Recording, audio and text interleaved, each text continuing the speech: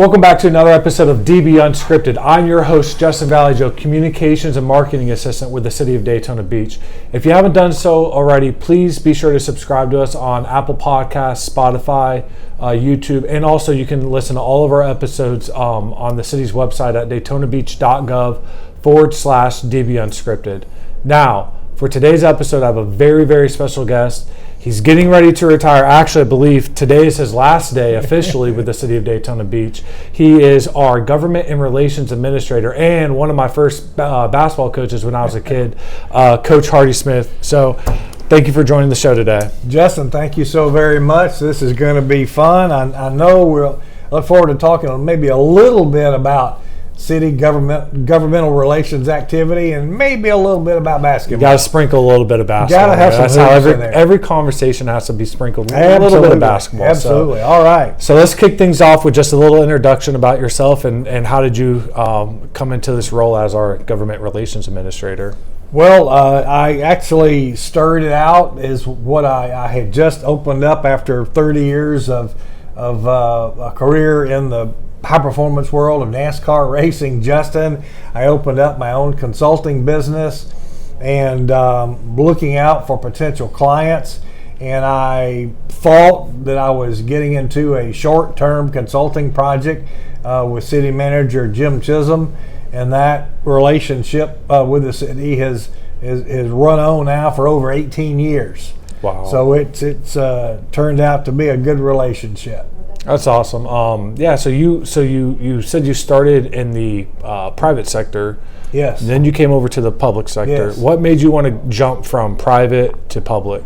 At that time, walking it back, at that time, I would not, and then eventually did not do anything during that time period working for the city. Anything differently than I had always done my entire professional career. So the background of governmental relations, the issues, the challenges, all of those things, that's where my expertise, if you will, has been developed over a long period of time, and certainly familiar with the operations of the city of Daytona Beach and the challenges and opportunities that city government was facing at the time, and I felt like I could have a favorable impact. Now, did you see yourself staying for 18 years? At that time, no, I did not. Wow. Yeah, and I mean, look at you now. You're here 18 years later and getting ready to retire from the city, so it's pretty cool. Let's sprinkle in our first little bit of basketball, okay? All right. So we have a starting lineup. All right, so let's go through the starting lineup. Like in basketball, where you have your top five that are starting the game. Let's go through that starting lineup of roles and responsibilities as the government relations administrator. Sure. Well, the key roles in every situation, understand every situation is unique. However, I think there's some one-on-ones that are going to be fundamental basics. Number one is it's people. So you have a responsibility there for developing relationships, and that means meeting people, understanding who they are and what challenges they may face, what interests they may have. You have to build your network of contacts that you're going to be working with within the system of either local government, state government, or federal government. So relationship building, people, that's going to be job one.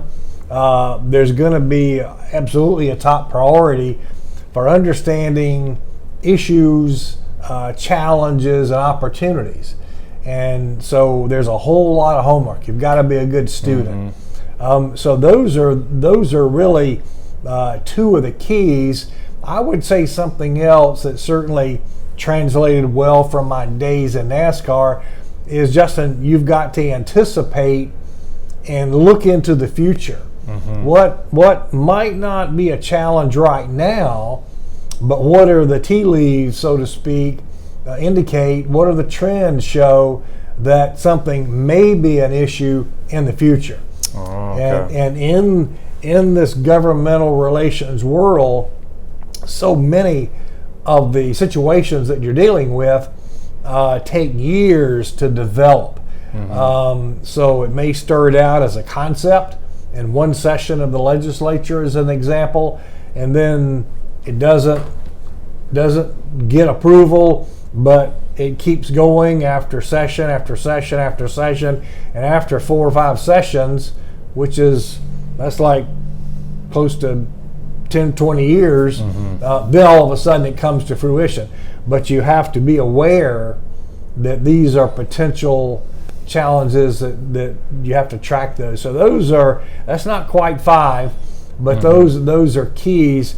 And I think maybe one more, that'll get me maybe to what, maybe 4, if you're keeping up at home with the scoring, would be, I talked about building relationships.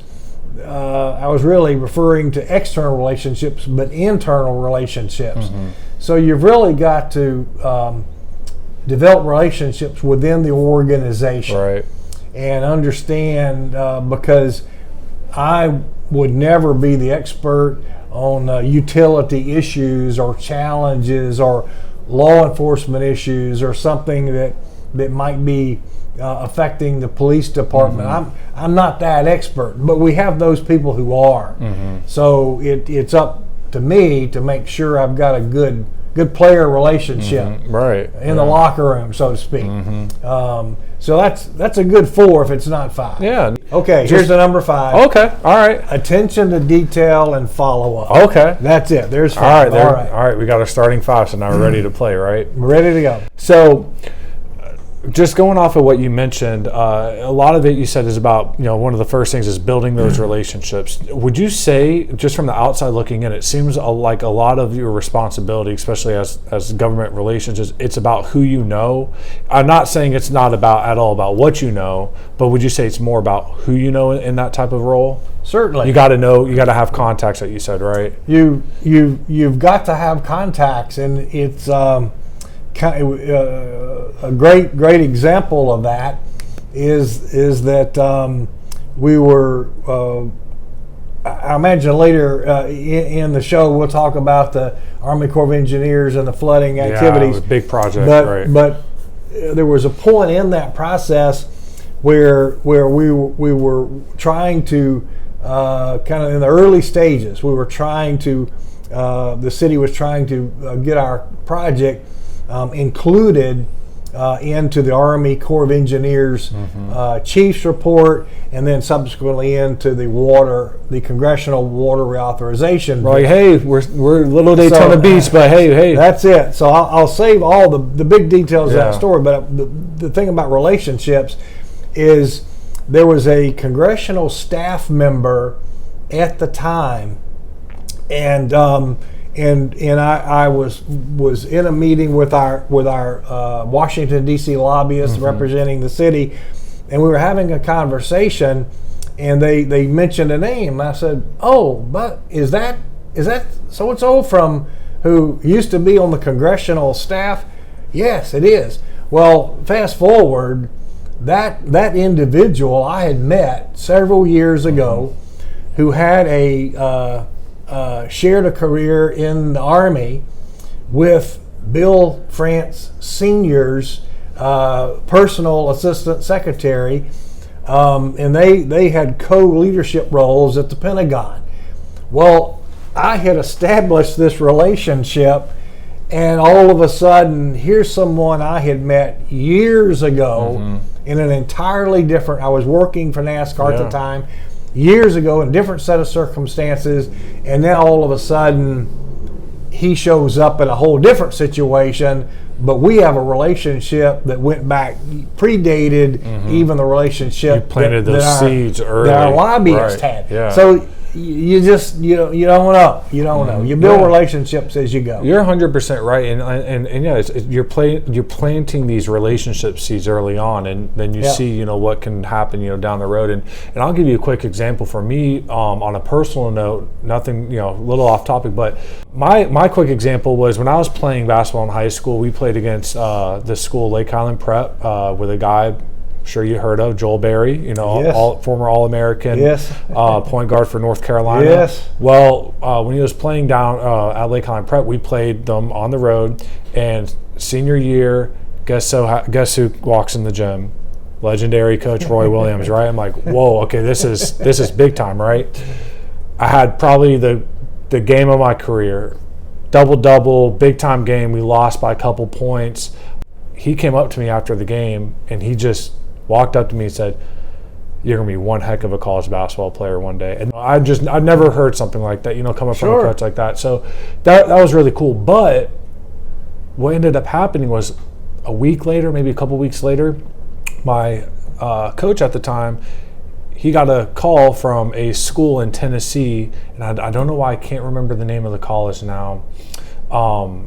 But it was a Division II school out of Tennessee, and they ended up starting to recruit me off of Roy Williams because he had a relationship with him. Yeah. And here's a kid you might be interested in. And here comes down the line, you know, he needed a 4-man, a stretch 4, which was, you know, right up my alley.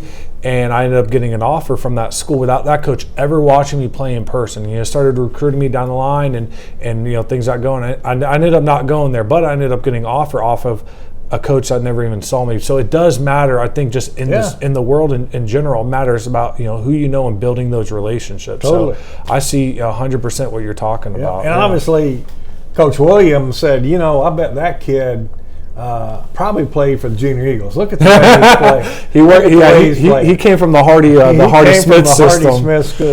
Yeah, I like that. So, okay, you're a point guard, right? You have a big responsibility of making that assist. How do you assist our elected officials and our city staff?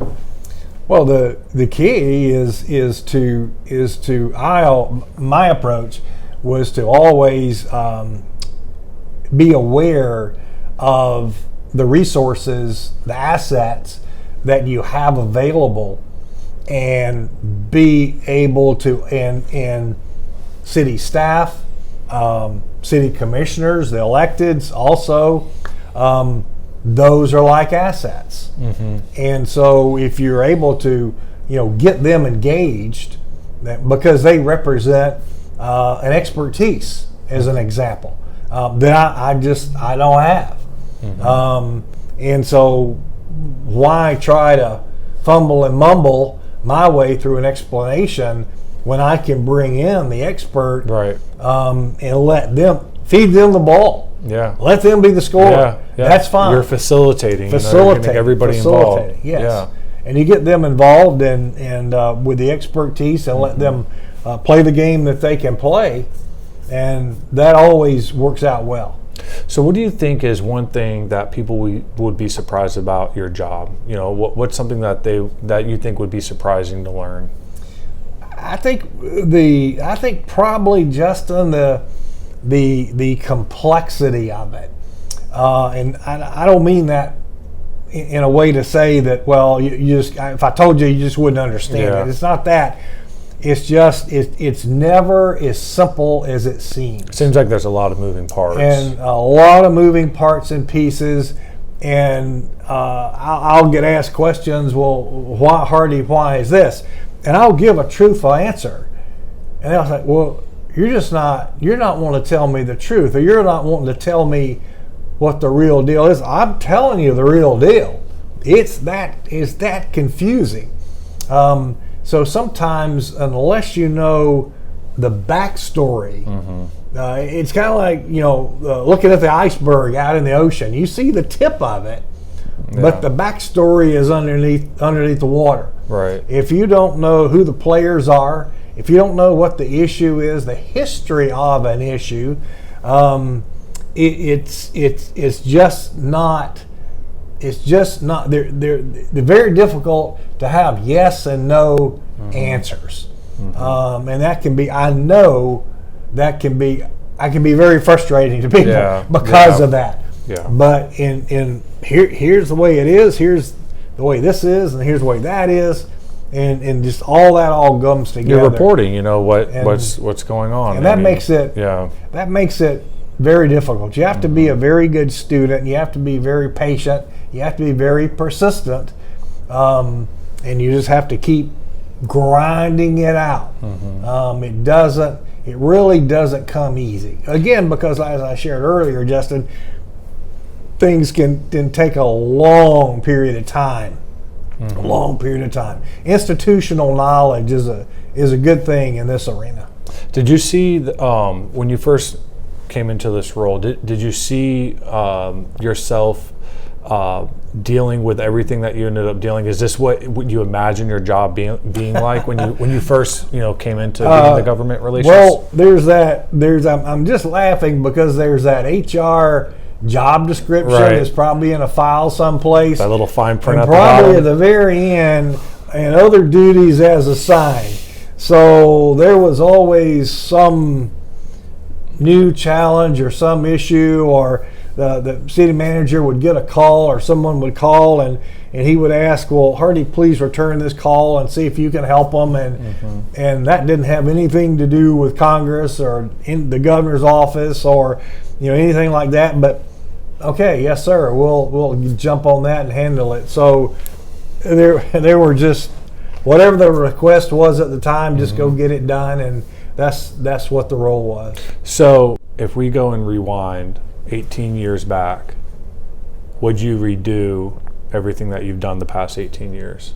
Would you do it all over again? I think so, because I always felt like that the everything that I saw, everything that I experienced, everyone at City Hall, everyone within the city organization was always trying to do the best they could with what they had to work with. And it's sometimes local government, sometimes you just don't have the resources, don't have the assets there to really get the job done that you would like to have done. But I feel good about the different projects and programs and activities, initiatives over almost 2 decades that I've been a part of. I think the city gets good grades. I guess there's no regrets then. You did everything that you wanted to do. Sounds like. Yep, all good. Like you said, you've been here a long time. You've worked in the private sector in Daytona Beach. You've worked the last 18 years in the public sector in Daytona Beach. In your opinion, what is Daytona Beach's hidden gem? I appreciate you asking me that question. And with kind of the shot clock kind of winding down on this experience, I've given a lot of thought to that. And so when at the city commission meeting, and the commission and the mayor and the city manager was so very gracious, and I felt so honored to have a Hardy Smith Day proclaimed, and that was just a very humbling proclamation and comments that the mayor offered, and having a chance to have time with my worker colleagues in a little reception. That was all very, very special. But in leading up to that, I did some self-reflection, and so I asked at the dais that night, or after the presentation, I said, if I ask you the question, what is Daytona Beach known for?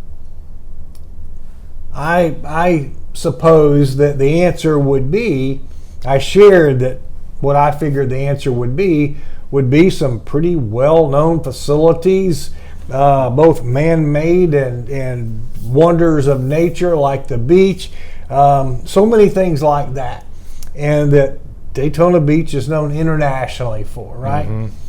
But I said, if I ask a different question, if I ask the question, what makes Daytona Beach special? And I said, I've come to realize it's the legacy of wonderfully amazing, very special people that have been in this community since day one as a community. And there are so many individuals, Justin, that have had such an impact positive impact, made a positive contribution, not only in the immediate community, but what they've done, the accomplishments they've had, have gone well beyond the local community. They've gone global in the results. And so there is that history. And I shared there are new legacies being built now, being created now. So I think it's the people that have made and continue to make this community very, very special. I second that. I mean, I completely agree. I've seen, I've learned just through history of Daytona Beach. We have so many pioneers in Daytona Beach that make this place special. We have Dr. Mary McLeod Bethune, who obviously everyone knows founded Bethune-Cookman University. Certainly. We have the birthplace of NASCAR here.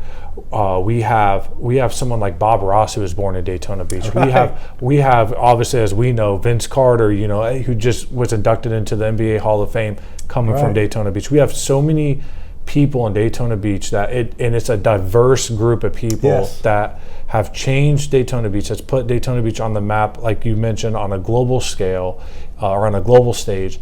And I agree 100%. It's the people that make this place special. And it's a very, very fascinating history. And again, I just want to reinforce, new histories, new legacies are being built as we speak. And that's what I'm looking forward to seeing is, 20, 30 years down the road, what are the new legacies that are going to come from Daytona Beach? Yes. It's going to be very special, I think.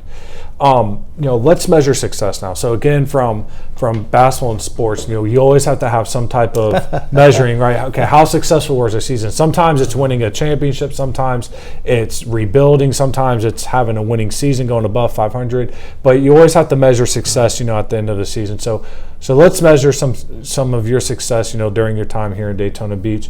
What is the most memorable win that you had with Daytona Beach? I would say there have been a lot of them, but I would say the most memorable that will have the most long-term impact is the initiative, the work, the effort, the time and the money and the resources that has gone into finding the some kind of solution to the devastating flooding damage that this community unfortunately faces just on a recurring basis.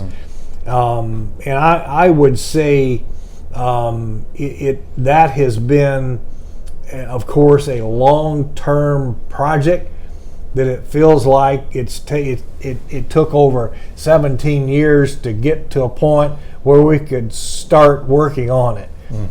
Get to the beginning point of starting.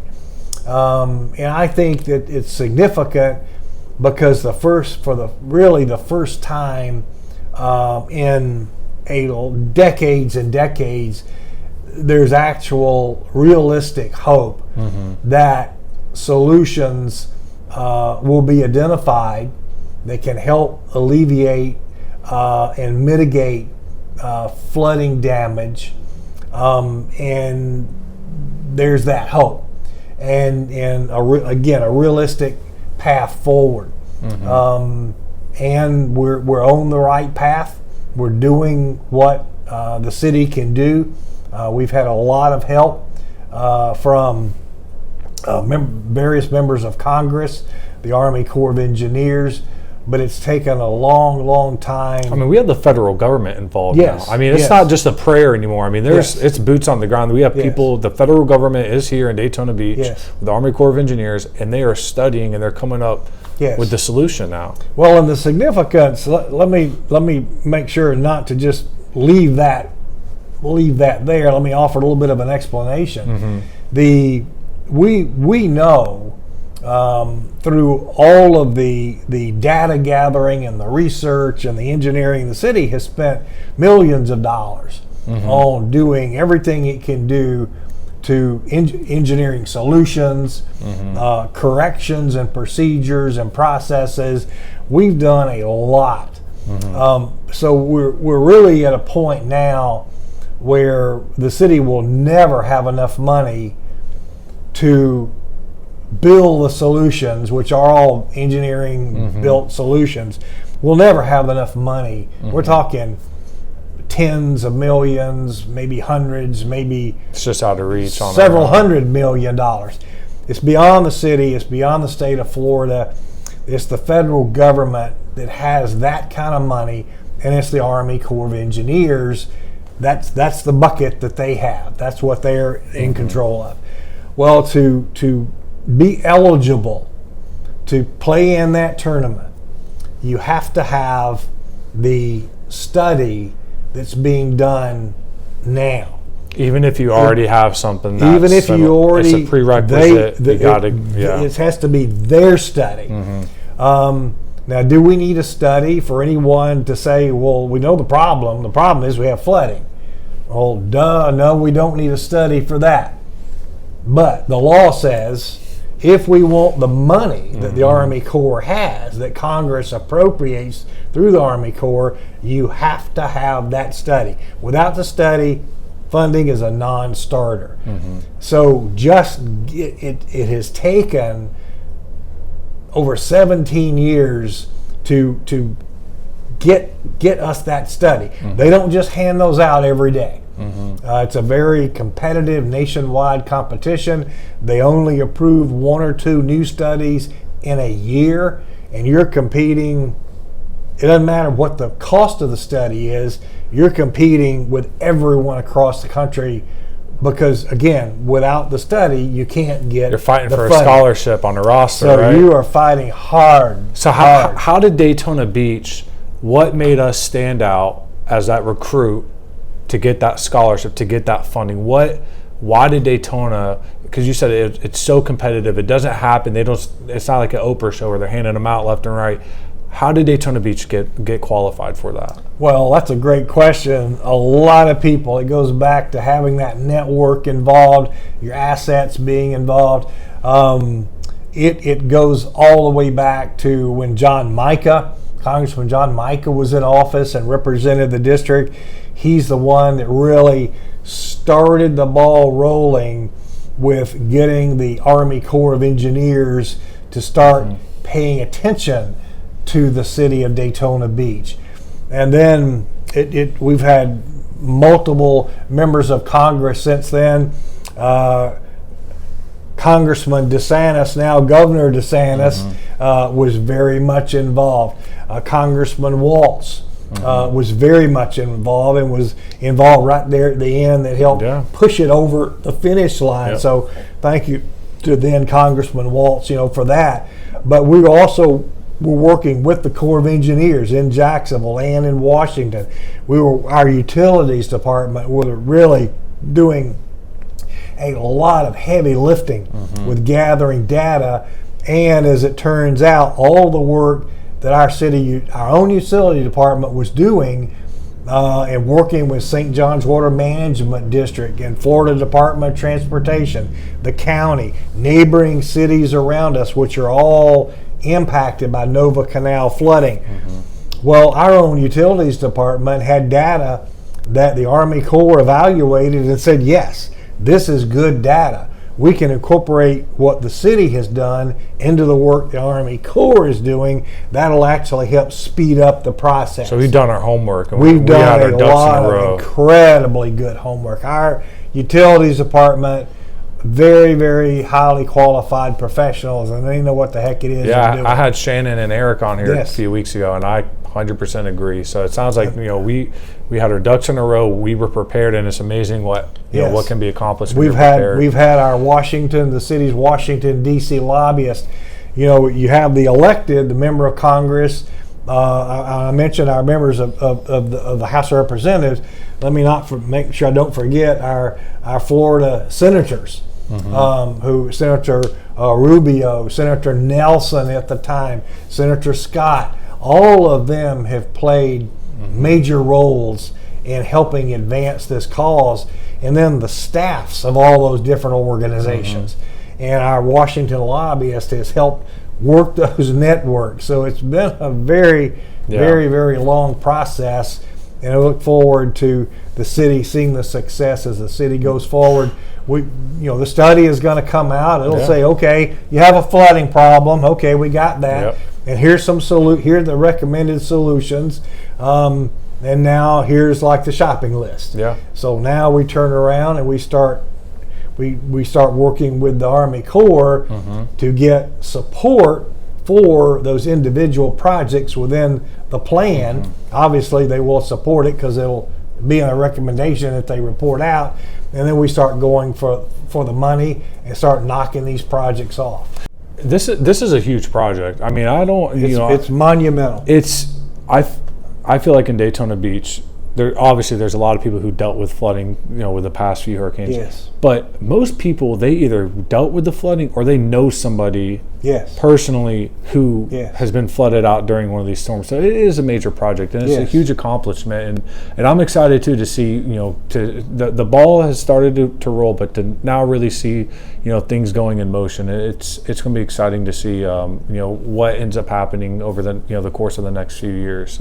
So I would say on measuring and wins, that's the one that's really lights up the scoreboard in my book. Awesome. So you're coaching, right? You have your game plan. A team, let's say a team, they love to play. Let's say they love to play half court zone defense. They come out man to man, full court press. You got to pivot. You got to change. Sort of like what sometimes happens during legislation sessions, right? Things change course. How do you deal with that? Well, let's get back in the locker room. Let's get into practice before the game. So in practice, you game plan and you scenario plan. Okay, you don't just show up at a game. Oh my gosh, they're running a full court press against us, and you never talked about it before. You've never seen it before. You will have practiced it. Repetition is the key. So muscle memory. Mental memory, all those things. Well, you understand what the game is. The game is about quick change. It is about things change. A piece of legislation that gets introduced in the beginning of the session very rarely ends up exactly the same words, Justin. I can imagine. There's wheeling and dealing. There's negotiating. There's pros and cons. What do you want? What do I want? What can you live with? What can I not live with? But if you want the bill to pass, you've got to have compromise. You've got to have flexibility. It's very fluid. It sounds very fluid, very agile, and just things change, and something over here might affect something over there, and you just have to be ready. So you've got to have your good scouting reports. You've got to know the players on the floor. Who are you playing against? Who are you playing with? So all of that's a very dynamic, very fluid situation, and it is never over until it's over. So there's 0.5 of a second left on the clock. You've got to it's not over yet. You got to keep playing all the way till the final horn goes. Yep. Okay. Very good. So last sprinkle of basketball. Okay. We got those glue guys, right? Those guys that are diving on the floor for loose balls. They're taking charges. They're not putting up 20 points a game, but they play instrumental roles in the success of teams, right? Who are some of those glue guys within the City of Daytona Beach's organization? Oh gosh, they're the great thing. I really like that question. The great thing about who are the glue guys, it's like how many? It's like there's so many glue guys within this organization. They're the people. There are so many people that have a much tougher job than I ever had. They're out during the middle of a storm. They're out during the middle of the night, and they're trying to fix something that's broken, and they're down in holes, and they're down in the sewer lines, and they're down in the ditches, and they're dealing with very dangerous situations.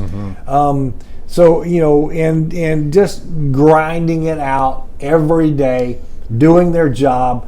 The names and the faces that the public never knows, but they do their job. They're the reason why we have electricity. They're the reason why we can turn on our faucet and there's clean water coming out, right? And you can feel safe at night, and you can feel everything works And we just take it for granted that the city of Daytona Beach is a big machine. It's a huge machine. And we just, as residents and business operators, visitors, we just assume, okay, it all just works. There are people that make it work, and the city of Daytona Beach has a ton of glue guys. It's important, and like you said, it's a big machine. We're just under 100,000 residents now, but that's residents. We have so many special events. When Speed Week comes into town, when Bike Week comes into town, we're well over 100,000 people in Daytona Beach, and like you said, that's a big wave of people. And we have people in this organization that help keep things going and running smooth. I remember I was telling Shannon and Eric when they were on the show a few weeks ago, I remember outside of my house a couple months ago, there was someone from utilities at like 9:30, 10 o'clock at night in the ground, making sure my neighbor, his water wasn't running properly, in the ground. It was muddy, in there, making sure he was able to get the water back on for our neighbor at 9:30, 10 o'clock. And I'm getting ready for bed, and I go outside and I see this guy, and I see he has the City of Daytona Beach yellow vest on in the truck, the utilities department. I'm like, man, you know what, like these are the people that are the reason why we can have the quality of life that we have here in Daytona Beach. And I agree, there is a lot of glue guys out here in Daytona Beach, aren't there? The community is very, very fortunate to have the organization that's operating this big Daytona Beach city machinery. Very, very fortunate. Just to kind of wind things down, what are some of the things that you're going to remember most about working for the city of Daytona Beach? I'm going back to the people. I like people. I like being around people. I like learning from people, and just a chance to share with people and share the experiences. So many great people. That's the thing that I have really enjoyed the most, and that's the thing that I would miss the most. I feel like that's what makes people stick around for a long time too. Is it's the people they work with. So we all know you can't just sit around and do nothing. You're getting to retire officially tomorrow. You're going to be retired from the city of Daytona Beach. What does the future hold for Coach Hardy Smith? Well, might get a chance to see a few more basketball games. That'd be it's always good. A plus, yeah. More grandpa time. Okay, that's important. That's good. Good family time is good, and I do enjoy traveling across the country and speaking from time to time. I enjoy that. I anticipate doing a little bit more of that. Selling a few more copies of my book, so that'll be good. So awesome. Continuing to enjoy the journey. And I'm sure you're going to stay busy with all of that too. Continuing to enjoy the journey. Awesome, very good. Anything else you want to add to the show? Thank you so very much for a chance to visit. Always enjoy, talking hoops with about anybody, but especially a former player. I'm excited to see all the success you're having, Justin, with the city of Daytona Beach. I've enjoyed it. I'm coming up on almost 4 years, so it's crazy how it's starting to, I'm starting to look back and I'm like, man, dude, the time's starting to fly. So I'm sure I'm going to blink mine. It's going to be 18 years, so. Sounds good. It's going to be exciting. So I appreciate you coming on the show today. Thank you. Thank you for listening to another episode of DB Unscripted. Please be sure to subscribe to us on Apple Podcasts, Spotify, and YouTube. You can also listen to all episodes at DaytonaBeach.gov/DB Unscripted. To stay up to date with all things Daytona Beach, follow us on Facebook, Instagram, X, Nextdoor, and LinkedIn. You can also sign up for the city newsletters, emergency alerts, and more by visiting DaytonaBeach.gov/subscribe. See you next time for the next episode of DB Unscripted.